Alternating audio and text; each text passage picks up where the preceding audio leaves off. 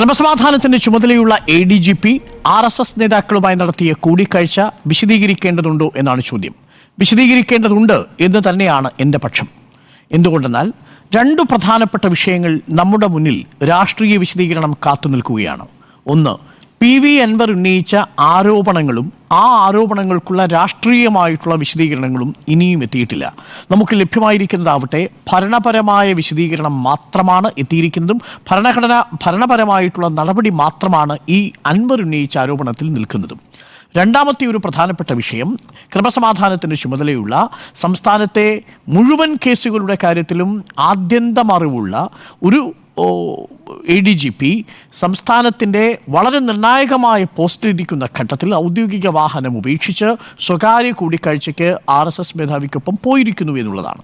അതിലും രാഷ്ട്രീയ വിശദീകരണം വേണം. ഇത് രണ്ടിലും രാഷ്ട്രീയ വിശദീകരണം വേണമെന്ന് പറയാനുള്ള കാരണം, PV അൻവർ തുറന്നു വിട്ടിരിക്കുന്ന ഭൂതത്തെ നമ്മളൊന്ന് ഡീകോഡ് ചെയ്യുകയാണെങ്കിൽ എന്താണ് യഥാർത്ഥത്തിൽ PV അൻവർ പറയാൻ ഉദ്ദേശിച്ചത്? PV അൻവർ പറയാൻ ഉദ്ദേശിച്ചത് കേരളത്തിലെ CPM-ലെ അണികളും പ്രാദേശിക നേതാക്കളും ഒരുപക്ഷെ ജില്ലാ സംസ്ഥാന നേതാക്കളും അടക്കം പറയുന്നതുമായ വിഷയമാണ്. എന്തെന്നാൽ കേരളത്തിലെ ആഭ്യന്തര വകുപ്പിനെയും പോലീസിനെയും ഇങ്ങനെ കൈയിഴിച്ചു വിടുക സാധ്യമാണോ, കെട്ടിഴിച്ചു വിടുക സാധ്യമാണോ? അവിടെ ഒരു സ്വതന്ത്ര ഭരണം പോലീസിന് കൊടുക്കുന്നു എന്നതായിരുന്നു ഒന്നാം പിണറായി സർക്കാരിൻ്റെ കാലത്ത് നളിനി നെറ്റോ ഒക്കെ ഇരിക്കുന്ന സമയത്ത് മുതലുള്ള ഒരു പ്രധാനപ്പെട്ട രീതി. അത് മുൻകാല കമ്മ്യൂണിസ്റ്റ് സർക്കാരിൽ നിന്ന് വ്യത്യസ്തമായി നിങ്ങൾക്ക് ഒരു തരത്തിലുള്ള രാഷ്ട്രീയമായ താല്പര്യവുമില്ലാതെ ഇവിടെ പോലീസ് സ്റ്റേഷനുകൾ പ്രവർത്തിക്കുമെന്നുള്ളതാണ്. നിർഭാഗ്യവശാൽ അത് ഇടതുപക്ഷം പിന്തുടരുന്നൊരു രീതിക്കെതിരായിരുന്നു. സെൽഭരണം എന്ന പേരിൽ വലതുപക്ഷവും കോൺഗ്രസുമൊക്കെ അധിക്ഷേപിച്ചിട്ടുണ്ട് ഈ ഇടതുപക്ഷത്തിൻ്റെ പോലീസിൻ്റെ ഭരണത്തെ. പക്ഷെ അപ്പോഴൊക്കെ സാധാരണ നേതാക്കൾക്ക് പോലീസ് സ്റ്റേഷനിൽ നിന്ന് ജനകീയമായ ആവശ്യങ്ങൾ നിറവേറ്റുന്നതിൽ ഒരു തടസ്സവും ഉണ്ടായിരുന്നില്ല. ആ അവസ്ഥയ്ക്കാണ് ഇവിടെ മാറ്റമുണ്ടാവുന്നത്. ആ മാറ്റമുണ്ടാവുന്നതിൻ്റെ പ്രതിഫലനം പല തട്ടുകളിലായി നമ്മുടെ മുന്നിലുണ്ടായിരുന്നു. ആഭ്യന്തര വകുപ്പ് പ്രത്യേകിച്ച് ഉദ്യോഗസ്ഥരുടെ മാത്രം നിയന്ത്രണത്തിൽ പോവുകയും ഉദ്യോഗസ്ഥർ പറയുന്നത് മാത്രം മുഖ്യമന്ത്രി വിശദീകരിക്കുകയും ചെയ്ത് എത്രയെത്ര സന്ദർഭങ്ങളിലാണ് മുഖ്യമന്ത്രി പ്രതിസന്ധിയിലായത്? പ്രേക്ഷകർക്ക് ഓർമ്മയില്ലേ വയനാട്ടിൽ നടന്ന ഏറ്റുമുട്ടൽ കൊല? ആ ഏറ്റുമുട്ടൽ കൊലയിൽ ഒടുവിൽ അതിന് വിശദീകരണവുമായി മുഖ്യമന്ത്രി വന്നത് എങ്ങനെയാണ്? ആ വിശദീകരണം ഇന്ന് CPM-ലെ നേതാക്കളോ CPM-ലെ അണികളോ വിശ്വസിച്ചിട്ടുണ്ടോ?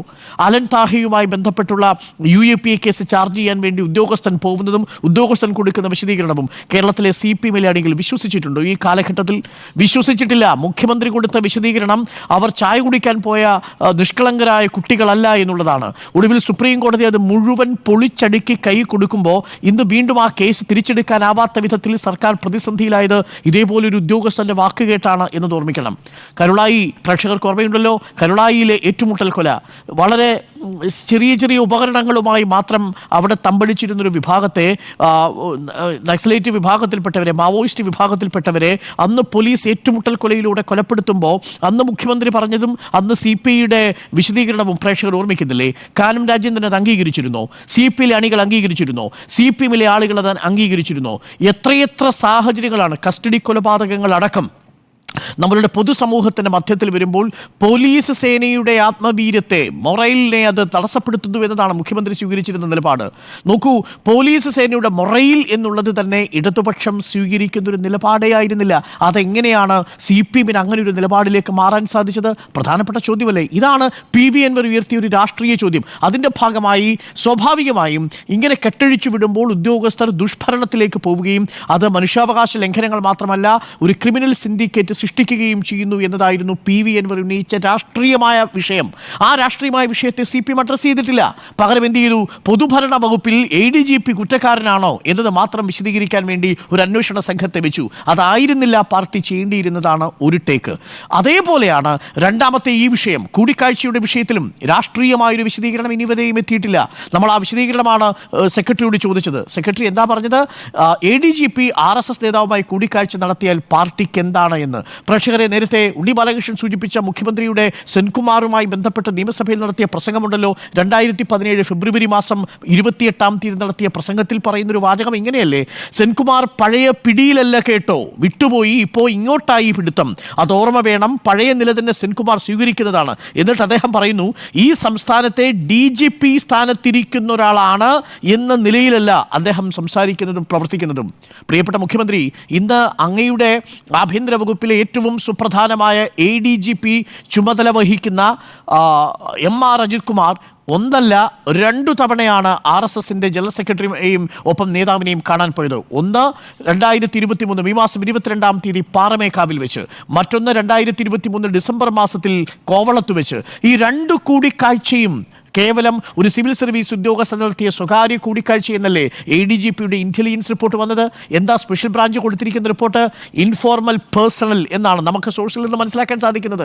ഇൻഫോർമൽ പേഴ്സണൽ എന്നാണ് കൊടുത്തിരിക്കുന്ന വിശദീകരണം. അത് ഇൻഫോർമൽ ആണ് എന്ന് CPM വിശദീകരിക്കുന്നുണ്ടോ?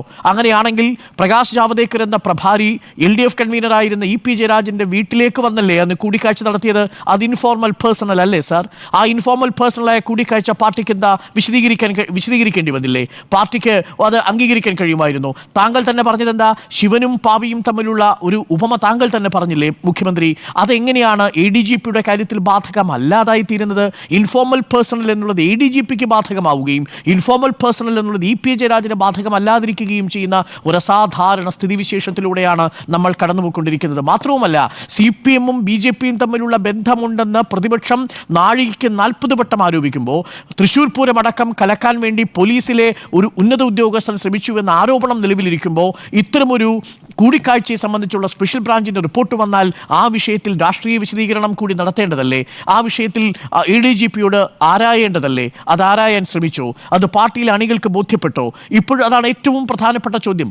അപ്പോൾ ഈ വിഷയം ഒരു രാഷ്ട്രീയ വിഷയമായി കൂടിയാണ് നമ്മൾ ചൂണ്ടിക്കാണിക്കുന്നത്. അത് കേവലം നേരത്തെ ഇവിടെ സൂചിപ്പിച്ചതുപോലെ ഒരു ഉദ്യോഗസ്ഥൻ അദ്ദേഹത്തിന്റെ അവകാശം ഉപയോഗിച്ച് നടത്തിയ ഒരു സ്വകാര്യ കൂടിക്കാഴ്ച എന്ന നിലയിലല്ല നമ്മളത് വിശദീകരിക്കുന്നത്. എന്നാൽ അതേസമയം തന്നെ 2024 ഏപ്രിൽ മാസം 19-ാം തീയതി നടക്കാൻ പോകുന്ന പൂരം മുടക്കാൻ 2023 മെയ് മാസം 23-ാം തീയതി കൂടിക്കാഴ്ച നടത്തി എന്നുള്ളത് അസംബന്ധമാണ് എന്ന് തന്നെ നമ്മൾ പറയേണ്ടി വരും. കാര്യം അങ്ങനെ ഒരു കൂടിക്കാഴ്ച കൊണ്ട് 2024 പൂരം കലക്കാൻ കഴിയില്ല.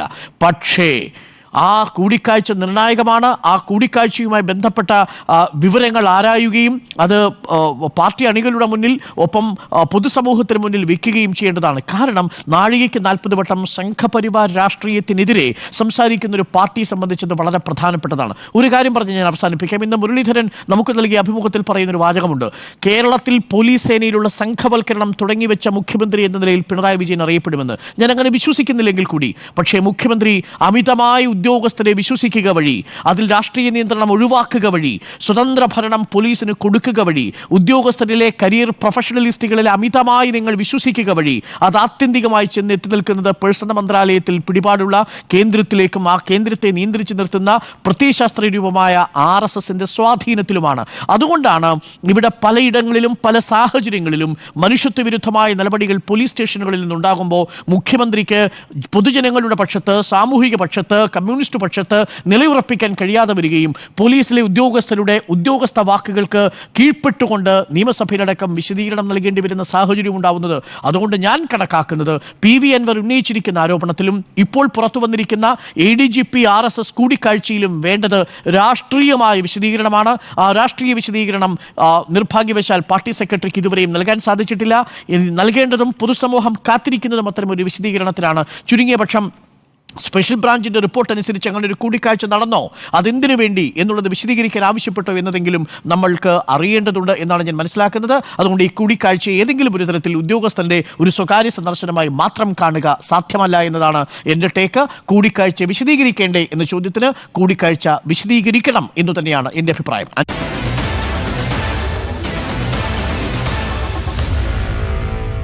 Meet the editors.